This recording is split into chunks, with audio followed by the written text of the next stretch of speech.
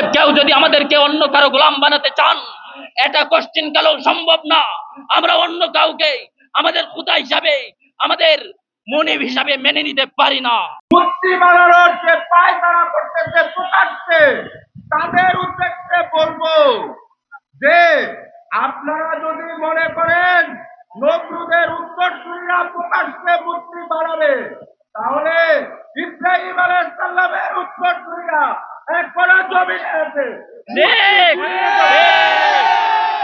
মূর্তিকে ঘুরিয়ে দেওয়া জমিনে কোনো রকমের মূর্তি বানানো হবে না। আপনারা যদি মনে করেন এইটা সেই 1923 সাল নয়, এইটা ইসলামের বিজয়ের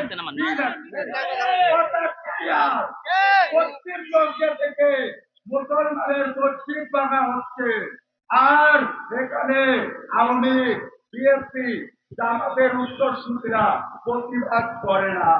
কারণ কি? প্রতিবাদ করলে ভারত তাদের গদি ধরে না, এদের ইমান নাই, এরা হলো মুনাফিক। ভারতের বিরুদ্ধে আমাদের আন্দোলন করতে হবে। আমি বলতে চাই, হায়াত কতদিন আছে জানি না, আন্দোলন শুরু করছি ভারতের বিরুদ্ধে, আমি আন্দোলন করে যাব। আমি যদি মরেও যাই, আমার জন্য আপনারা রাজপথে নামবেন না। আপনারা রাজপথে নামবেন আল্লাহর এই জমিনে আল্লাহর দ্বীনকে জিন্দা করতে।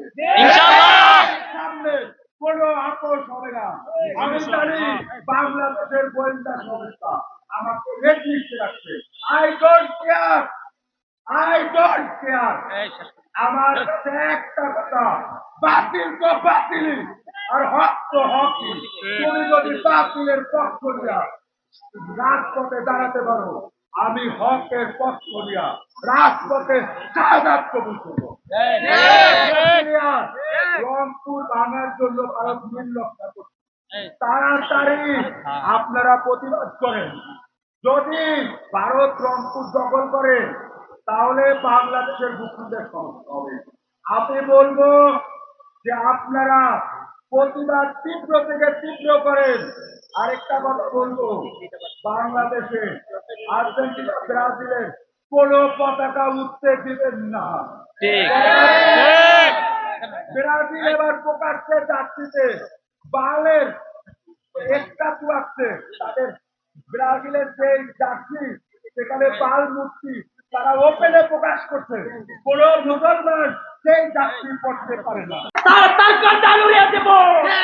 এটা বাংলার মাঠে আলে উলামার কাছে শাহজালাল মুজাদ্দিদ ইয়ামানি বাংলার মাঠে আসার পর গোবিন্দ থেকে চুরমার হয়েছিল, সেই কথা যেন সবার মনে থাকে।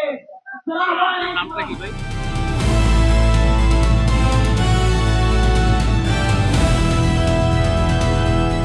দিনাজপুর টিভি, মানুষের জীবনের কথা বলে।